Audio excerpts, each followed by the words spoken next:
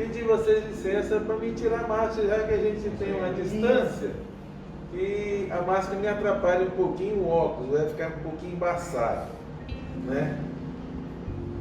Boa noite a todos.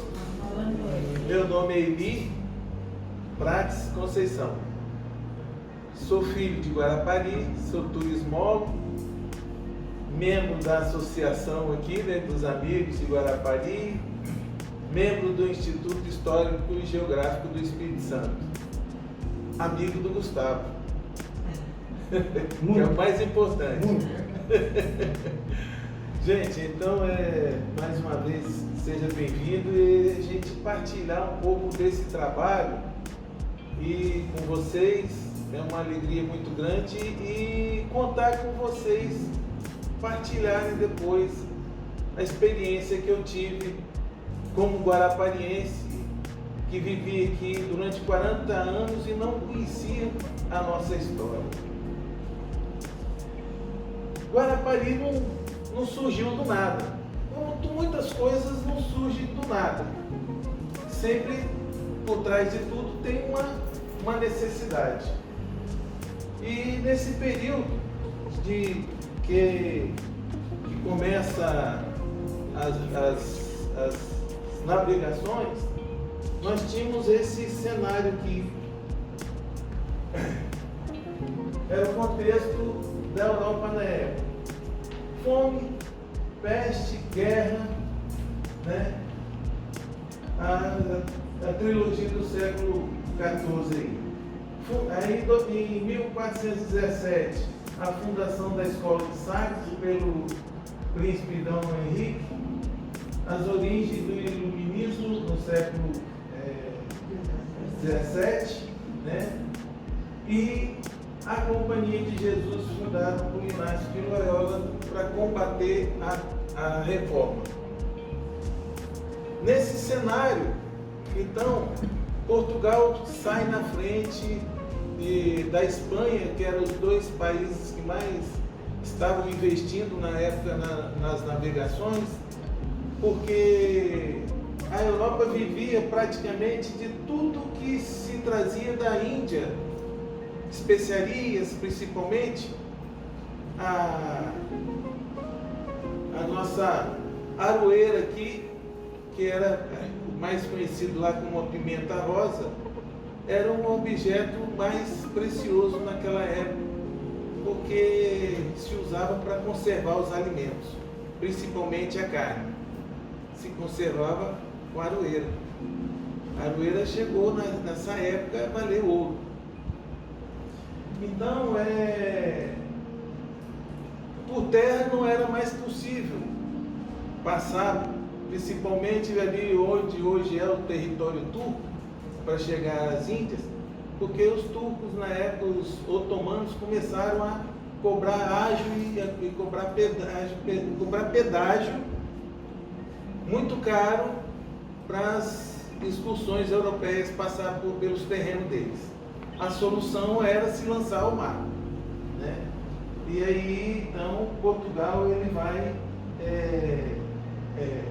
se lançar ao mar, né? Com o lema "Navegar é preciso", nasceu a Escola de Sagres. E o objetivo dos portugueses e dos espanhóis era sempre chegar à Índia. Eles acreditavam que se navegasse, dava para chegar à Índia, com todo aqueles mitos que existiam de monstros marinhos, a terra quadrada e por aí vai. A chegada, então, deixa eu trocar aqui então, uma fundação da Escola de Sagres, né, o lema é "Navegar preciso", e a criação pelo príncipe, a criação dessa escola pelo príncipe Dom Henrique, filho de Dom João, após a tomada de Ceuta e Marrocos. Portugal está na frente da Espanha rumo a novas descobertas. Com isso, atrai para si, nessa escola, valeu, obrigado. Por isso que eu falei para ele, tá vendo? Que vantagem é ser amigo do Gustavo. Então atrai para lá, para essa escola, os maiores sábios, matemáticos, geógrafos, cartógrafos, físicos, astrônomos e navegadores. Pode passar.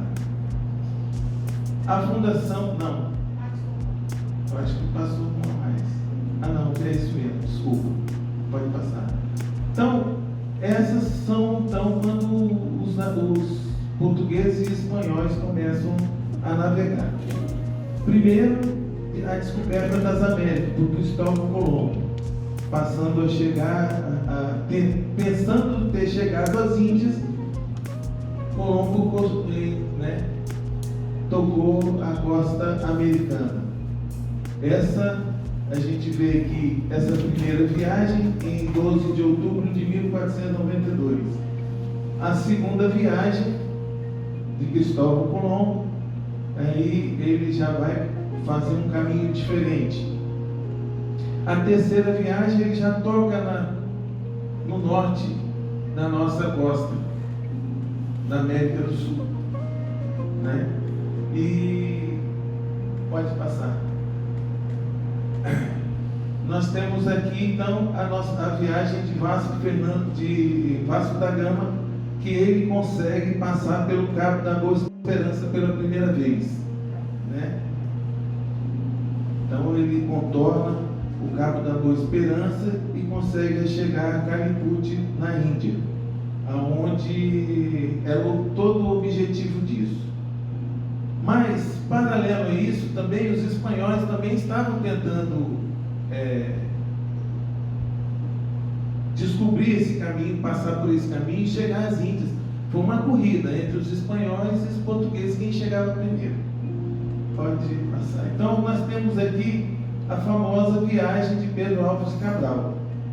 Cabral vai sair dia 9 de março de 1500, né? Parte em direção às Índias. Mas ele já sabia que havia terra, né? E ele vai então tocar na costa brasileira.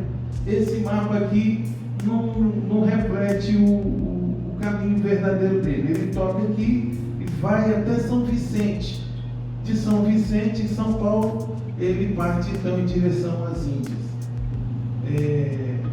Pode passar. Aonde nós queremos chegar? 13 de dezembro de 1501, descoberta da capitania do Espírito Santo.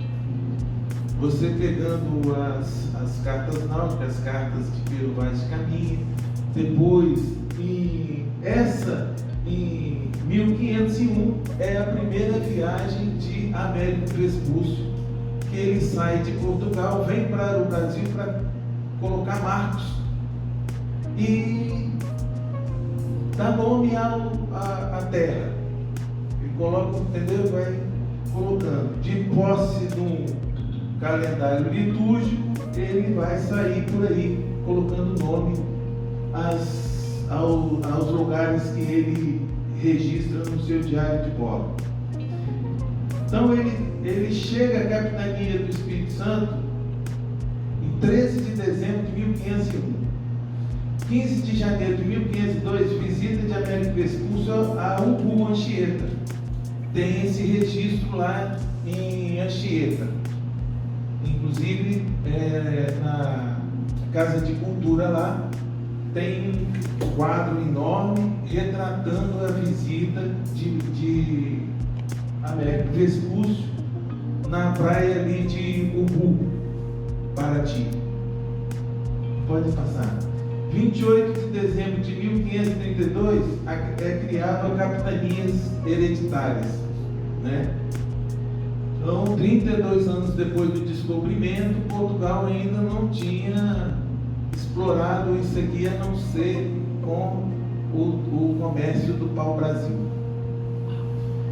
Vaz Fernando Coutinho recebe do rei Dom João, no dia 7 de outubro de 1534, a doação de 50 léguas de terra no Brasil.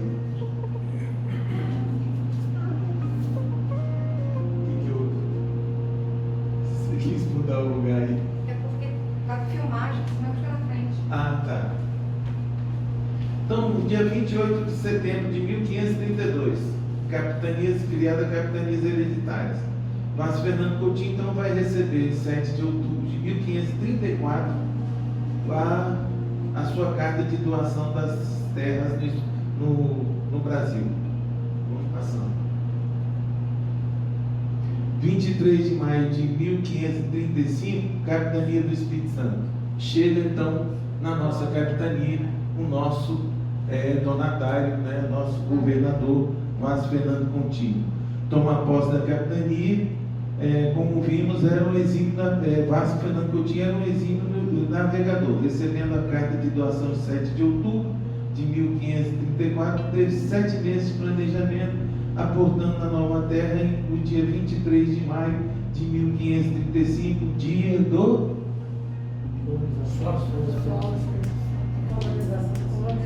Não, mas nesse dia aqui, dia do... Dia do Espírito Santo. Por isso, Capitania do Espírito Santo, né? 1539, fundada a companhia, como a gente viu, fundada a Companhia de Jesus em Roma, para combater a reforma no momento em que a Igreja Católica mais precisava, nasce do seu fundador Inácio de Loyola. Pode passar. 7 de janeiro de 1549, criado o governo geral. Capitanias hereditárias não tinha dado certo. Então vamos criar uma outra forma. Governo geral. O Brasil era o terreno ideal para a ação missionária da companhia, e desembarcando na Bahia em 29 de março de 1549, junto com o primeiro governador do Brasil, Tomé de Souza, chegavam os primeiros jesuítas no Brasil.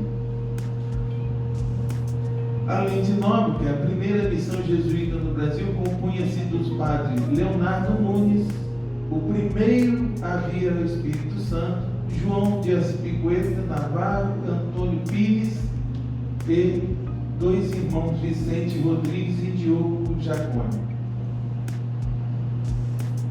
1550, mais jesuítas, na armada de Simão da Gama de Andrade.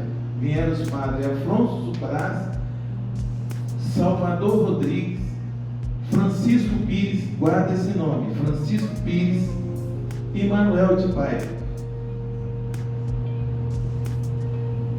Só em fins de março de 1551 chega à vila de Vitória, então sede da capitania, o padre jesuíta Afonso Braz, acompanhado do irmão Simão de Gonçalves. Ele veio para substituir o Leonardo que estava aqui. 30 de março de 1551, Afonso Braz dá início ao Colégio Santiago, hoje sede do nosso governo estadual, Palácio Anchieta. 1553, com Duarte da Costa, vieram os padres Luiz da Gran, Ambrósio Pires, Brás Lourenço, os irmãos João Gonçalves, Antônio Plaques, Gregório Serrão e José de Anchieta. Aqui eu pego a grafia que está lá nos livros de Serafim Leite. Do jeito que está lá, eu coloco aqui as grafias dele. Volta um pouquinho. Então, dessa armada veio Brás Lourenço. Esse nome é importante para Guarapari. Brás Lourenço. Anchieta ainda era um noviço, não era padre ainda. Não pode passar. 13 de julho de 1553, Brás Lourenço substitui na capitania do Espírito Santo Afonso Braz, que vai com o nome para São Vicente, junto com ainda o irmão Anchieta. Então Anchieta chega ao Brasil, na região de Porto Seguro, onde o Brasil era descoberto, onde tudo começou, Salvador depois, e aí ele vai direto para São Vicente, São Paulo, e passa por aqui, mas só de passagem.